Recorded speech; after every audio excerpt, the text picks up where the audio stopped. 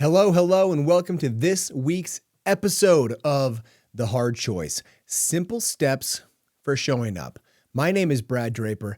I am your host, and I am ecstatic to be with you. I'm ecstatic to have this conversation. It's a conversation of simplicity. It's a conversation of what most would deem to be normalcy. In the end, it's a conversation of endurance. Doing the same things every day. I have so many conversations with people on the regular about what it takes to truly succeed in whatever you're trying to do.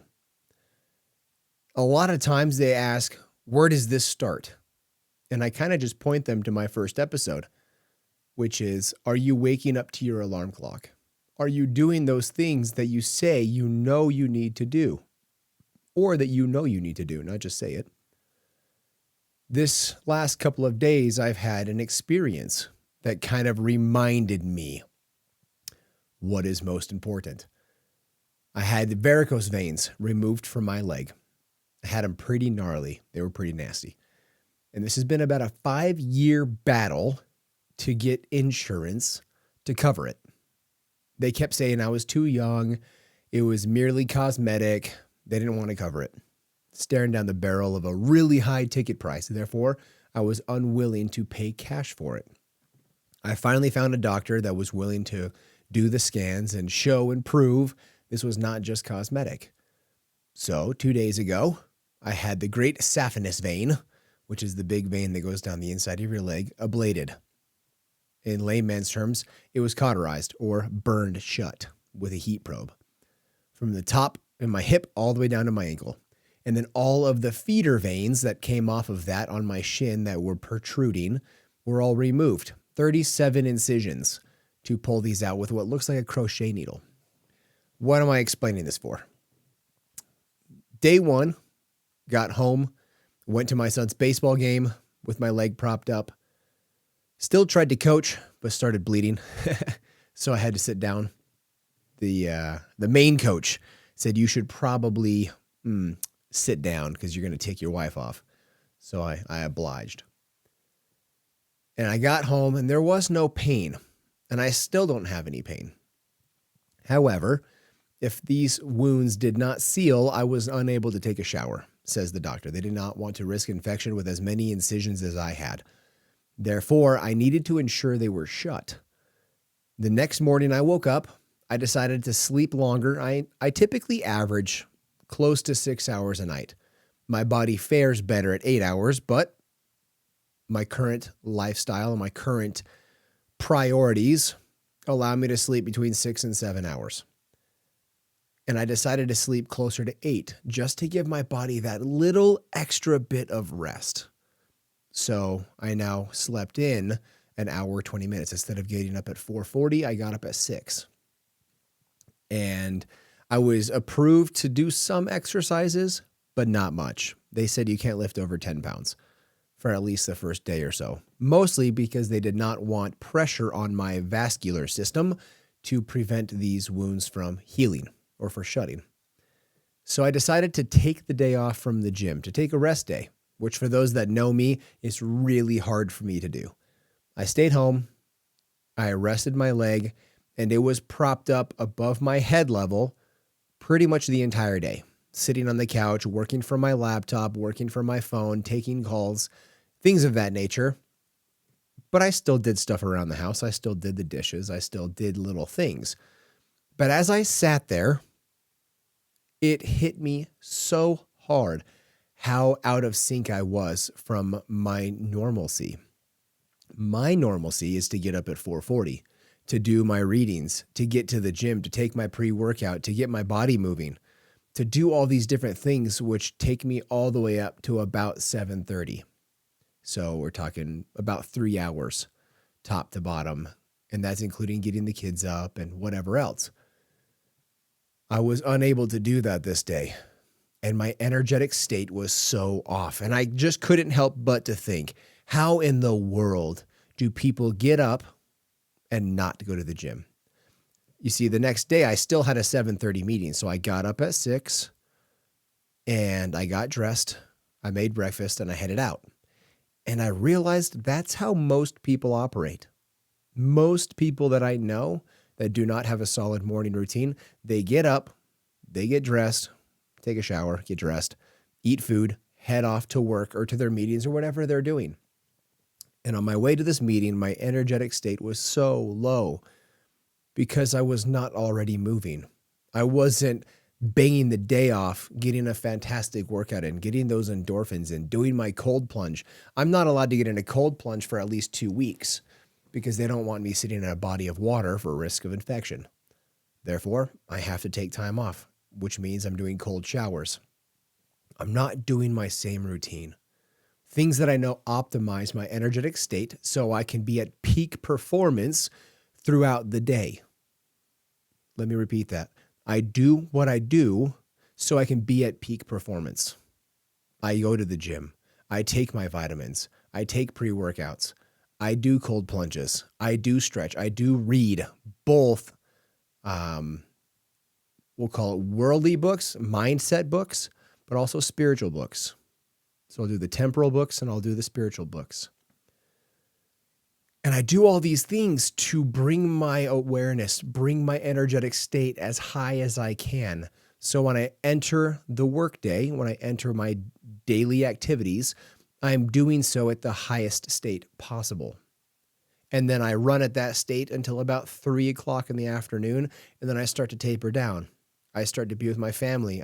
I'm dad, I'm husband, I'm father, and I don't make any major decisions beyond that time because decision fatigue truly is a thing.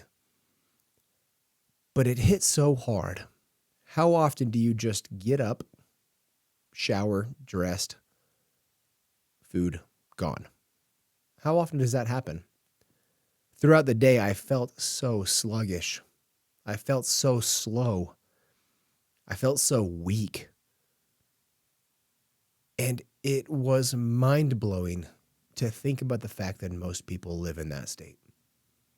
How do you operate at a high level in that state? How do you walk into a boardroom or into a meeting or a group of people with an unrelenting amount of self-confidence at that state? In my mind, it just doesn't happen. You just blend in with the crowd.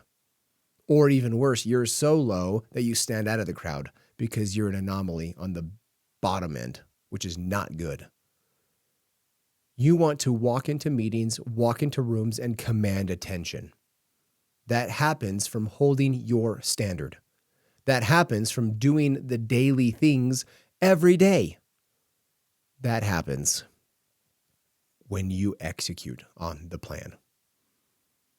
When time goes on, things get drawn out, and it simply just becomes monotonous.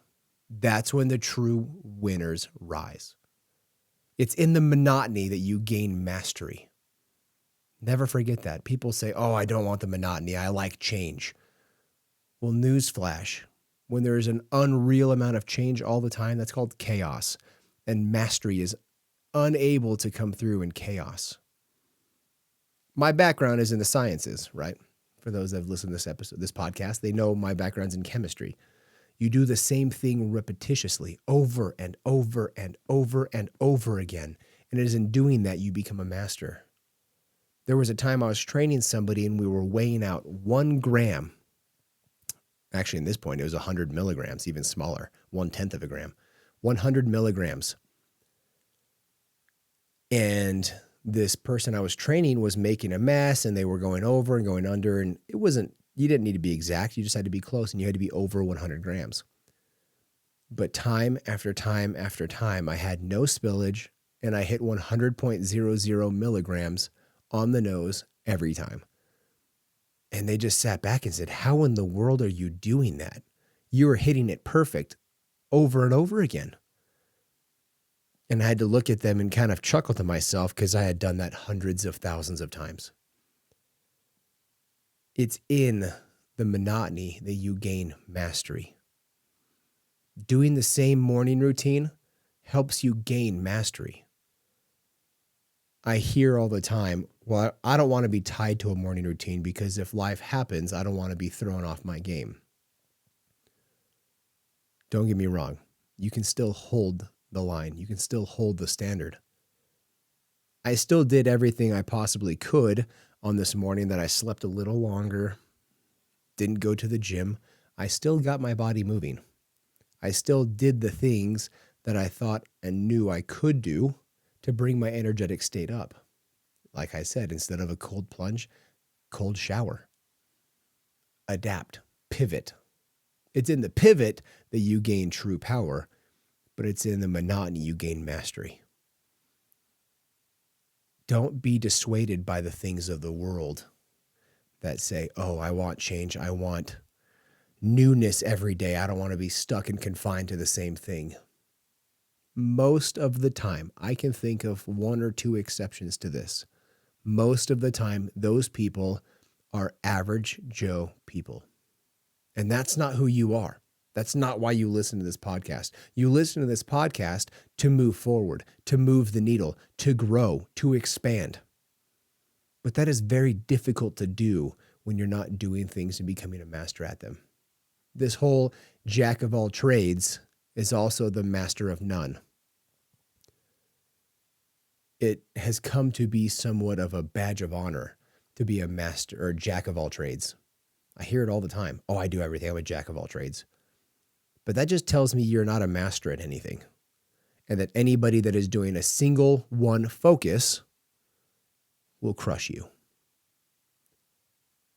You need to do the small things. And in doing the small things, the big things are taken care of. After all, your thoughts precede your actions, and your actions precede opportunities. It is your thoughts, literally the things you think about, that bring the opportunities into your space, into your world. They do not come if you did not first think about them in some form or fashion. Where you focus, you truly do find. Where you place your energetic attention, energy flows there. Where are you placing your focus? Is it on things of resource or things that tear you down? Things that could possibly happen for the negative, which would cause anxiety. Or looking backwards and seeing what could have been, how much better you could have done. It's called depression. So, make a firm resolve. Show up every day, doing the things you know you need to do to heighten the energetic state. Master the monotony, and in that monotony, you gain true mastery. Mastery of self, mastery of mind, mastery of spirit, mastery of body. All of these things come from doing the daily things. I know I've covered this topic before, but it bears repeating. It's been a few episodes since I covered that, about 60. It's worth repeating. So, have this conversation with your friends and your family. The only way this show grows is by you sharing it. I do not grow any other way. I rely exclusively on organic growth. Maybe one day we'll do paid media ads. Maybe not. It's been pretty fun to watch it organically grow over the, now I can say, years. It's been over a year. So we're on year 2. And I'm grateful for you to get to this point. So you can find me on socials, Mr. Brad Draper. Leave me a review on Apple, Spotify, iHeartMedia, Google, wherever you listen to this thing. Like this thing, subscribe to it, download it for future listenings. I love you guys. Bye.